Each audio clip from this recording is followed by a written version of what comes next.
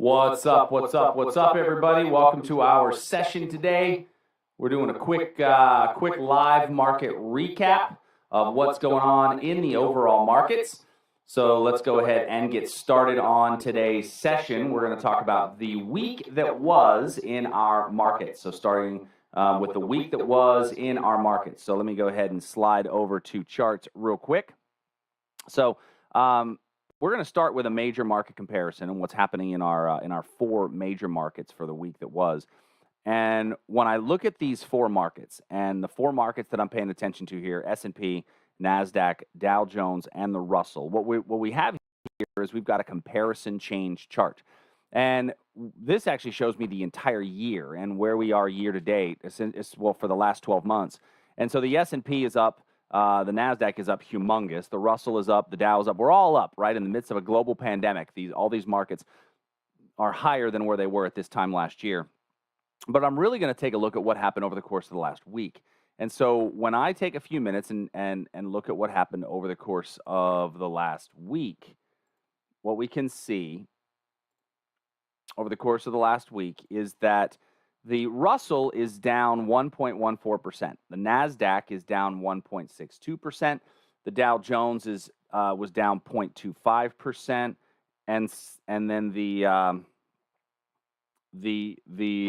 S&P was down 0.82%. So looking at those four markets, we see a bit of differences in those four. Now, what I want to pay attention to, though, is what happens in a normal trending market environment versus what's happening right here. And so the lesson that we always kind of give and that we talk a lot about is how do these markets work together, right? How do these markets work together from a relationship standpoint? And I think of them as a family of four, right? I think of them as a family of four. And the family of four that I think about are the S&P, the NASDAQ, the Russell, and the Dow, where the Russell is a very, very young toddler. The NASDAQ is a slightly older child. The S&P is mom, and the Dow Jones is dad. And if you think about those walking on a path, right? One way in the path is bull, and one way in the path is bear. Well, sometimes the bulls are going to go way out in front.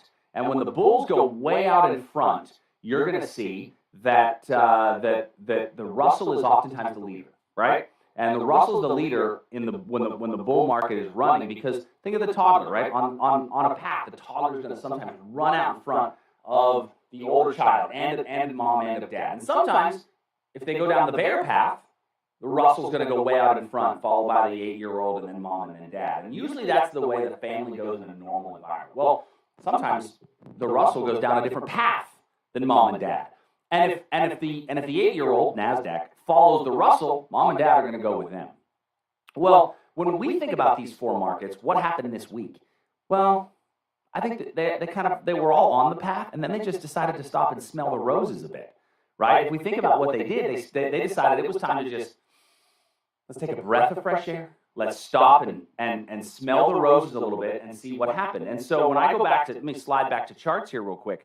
When I go back into my charts, we can see that all of these markets over the course of the past week came down. Now, we did get a little rally on Friday, but notice that of those four markets that came down, the Russell didn't come down as much, right? Didn't have as big of a drop down throughout the course of the week, and was actually much stronger earlier in the week than our other markets. So let's go ahead and just look at the one that really people pay the most attention to, which is the S&P 500. When we look at the S&P 500 as our major market, it's going to be the one that we are going to pay the most attention to in what's happening. Now, I'm going to look at this on a daily time period, and when I look at this on a daily time period, we can see that the S&P has come up above what we would consider some significant resistance, right? Resistance being the ceiling that it hit its head off of. And if you think about something hitting its head, the more often that you see something hitting its head, and if it keeps hitting its head and hitting its head and hitting its head, it's oftentimes going to break through that level. And if it breaks through that level, then you've got, some opportunity for price to continue to run and to move. Now, when we look at where we are as of today, and let me kind of zoom in on this, we see that this was our action from the last week. Now, what we're looking at here, what are called candlestick charts, and each candlestick represents a day. So When I look at a green one, it means we went up. A red one means we went down over the course of that day. So last week, while we still had green candlesticks, which means we went up throughout the day, we went down overall, right? So we had, we went down overall, but we did have what I call buying pressure. So these little lines at the bottom of these candlesticks are called wicks, oftentimes called shadows or tails. And we can see that when we have buying wicks or shadows or tails, that oftentimes is followed by price then moving higher from that area. So what I'm seeing here is that we do have some buying pressure right there, but above us, we have a little bit of what I would consider a resistance point. Now, the question then becomes is what happens with the basing? And let me slide over to charts because I didn't realize that I wasn't showing my charts. When I'm looking at these candlesticks, I want to take a look at these lower wick areas right in here. And these lower wick areas, those are the ones that show me that buying pressure, if you will. In the past, we see that these buying pressure levels will then oftentimes correspond with a move higher. And we're kind of sitting at another point of resistance, at a point where we may hit our head. Well, what happens with the new vaccine announcement and the FDA's approval on the Pfizer vaccine announcement? May we get price popping up right through that next level? We absolutely might.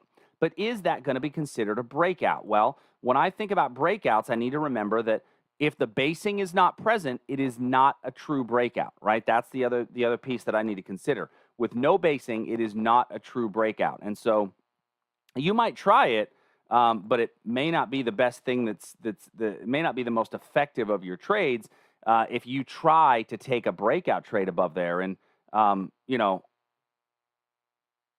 if you think about it from that perspective, I don't know that it's going to make sense to really try a breakout trade that just kind of gaps through that level. So when I'm looking at this, I would say that it makes the most sense to say if price somehow on Monday opens up somewhere inside the range of this prior day. And the range of this prior day would be somewhere in between 36.67 and 36.34. Then if we trade above the high, it makes sense to get in. But if we just gap above it and run, I don't know that I'm super comfortable with that because of the ceiling that is above us. So I think that while I would maintain a little bit of a bullish outlook, I don't know that it makes sense for me to jump in on the position. Now, if we get a slightly deeper pull back, looking at this on a weekly time period, and the weekly time period is where I find a little bit more value. When I look at this weekly time period, we're looking at what's happened over the course of the past few weeks. Well, each of these candlesticks here represents a week. And what I want to highlight, let me just kind of zoom in a little bit, is what I call there's typically a January run. And so when I look at the last, everybody talks about the Santa Claus rally.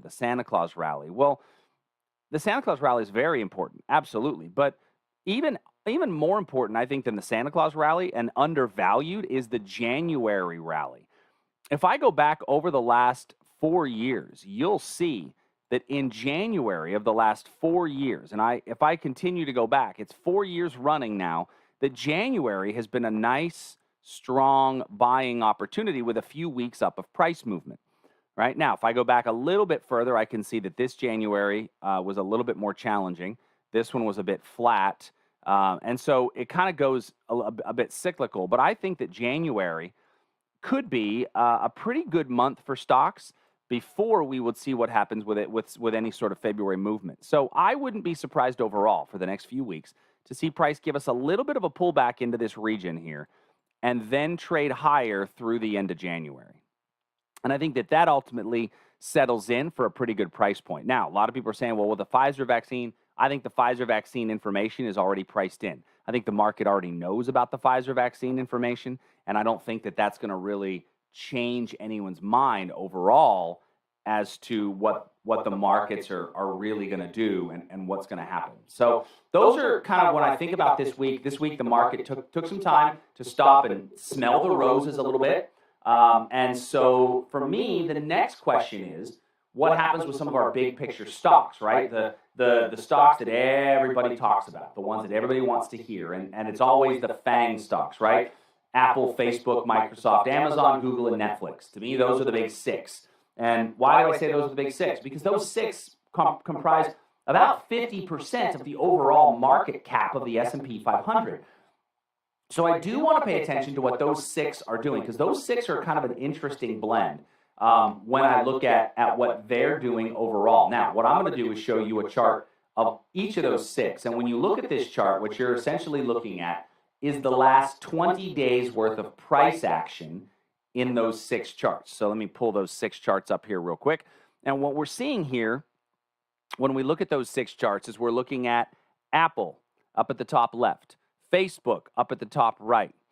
We've got Microsoft down in the middle, Amazon also in the middle on the right, and then Google and Netflix are on the bottom. But what do we notice about all of these over the past month or so? Well, I notice that if I just look at where price is today versus where it started the month, that they're all basically flat, right? They are all basically flat from where they started the month to where they are today. Now, a couple of them that I find most intriguing, let me start first with Amazon. And before I dive into Amazon, one of the things that I think a lot of people tend to forget is how important is Amazon in our day-to-day lives. Very important. And it's also important to look at the fundamentals of a stock like Amazon. Well, the thing I hear a lot is that people say, well, it's the Christmas season, right? And Amazon's gonna have record sales and it's gonna be booming. Well, think about Amazon from a fundamental perspective, and that's really what you're saying there. Well, looking at Amazon's earnings report over the last couple of years, and I'm going to go back to a 3-year weekly chart. And down here at the very bottom, this is where we see the different earnings reports for Amazon. So when I look down here at the bottom, and I know it might be hard to read because it's a little small, but this is $12.37 per share at their last earnings report. The one before that was $10.30 a share. Well, if I go back over the course of the last 3 years, this $12.37 represents almost double their highest ever earnings report. It almost doubled their highest earnings reports. So what does that tell me? Well, that tells me that Amazon is having humongous earnings growth, huge earnings growth. $10.30, that also represented almost double. Before that, its largest earnings growth was $7.09 a share. So this $12.37 is humongous, but how did the stock react to those earnings growth? Well, it didn't, right? The stock went up on earnings day. The stock went up a couple of days after and really hasn't done anything since. And so I do think that we're going to continue our bullish trends overall, but I think we could be seeing a bit of a shift away from our major 6 stocks or so that command the market. You know, when I look at Google, Google is also gone fairly sideways while the market has gone up. When I look at things like Microsoft, Microsoft has also gone fairly sideways as the market has gone up. Even Apple, right? The unbreakable Apple has done the same. Now, Apple, I will say I'm a little bit more bullish on Apple than I am the other two, just simply due to this overarching price action when I look at Apple. I think that it does have some clear room for price to run a bit higher. So when I think about the FANG stocks, you know, the interesting thing I think that we may be seeing is a little bit of a shift. Are the markets going to move away from those bellwether FANG stocks that have been driving for so long? I don't know if that's definitely going to be the case, but I think it's something worth kind of keeping on our radar. It doesn't mean those are the only things that I can trade. There's going to be a lot of other tradable markets and tradable opportunities out there. And so the one that I heard a lot of talk about this week was Airbnb, right? I heard a lot of talk this week about Airbnb, and this is the last thing I'm going to bring up, and then I'm going to leave you give you the rest of your day back. But when I look at Airbnb, and when I'm looking at this stock, you notice it's only had 2 days worth of trading, right? We've only had 2 days worth of trading here in Airbnb. And when I look at this, the first day of trading is a red candle, but look at this big wick, this big upper wick. So this shows me that price on that day opened up at $146 a share. That red candle, the top of that red candle means where we opened. And we traded up to 165, not 165.01, not 164.99. We traded up to exactly 165. which tells me that there was a predetermined sell point in place where the market knew it wasn't going to go any higher before the market ever started, right? And that's the way those IPOs are. That's the way those IPOs work. Well, it went there in the first 5 minutes of trading. Matter of fact, if I pull up a 15-minute chart, we can see that in the first 15-minute candlestick, price rallied up to that high and then sold immediately down off of that level. So let me ask you this very quickly. At this very top, who do you think was buying and who do you think was selling? Right? I think up at this very top that we can all agree that the professionals were the ones that were selling, the ones who had that IPO and said, okay, this is where our selling is going to be. And who was buying? Well, I think the people that were buying were the novices that thought this thing was going to go to 1,000 in the first day, right? And so, yes, it had a big run up in the first 15 minutes, and now it's already down. Now, where's it going in the future? I think is the better question that a lot of people would ask is, where is it going in the future? And the answer to that I have is, I have absolutely no clue where it's going in the future. None whatsoever. I don't know where it's going. And the reason I don't know where it's going is because we can never predict these IPOs this soon. There's no technical reason to think about where it's going to go or what it can do. Might it continue to move? Absolutely. There may be a lot more movement in this stock overall, but for what we know now from a technical perspective, I don't think it makes sense to do a lot with this, and I think it's better to kind of step away. So remember, when we think about the week that was, that the market basically took a break this week, right? We stopped to smell the roses. And so what's going to happen next week?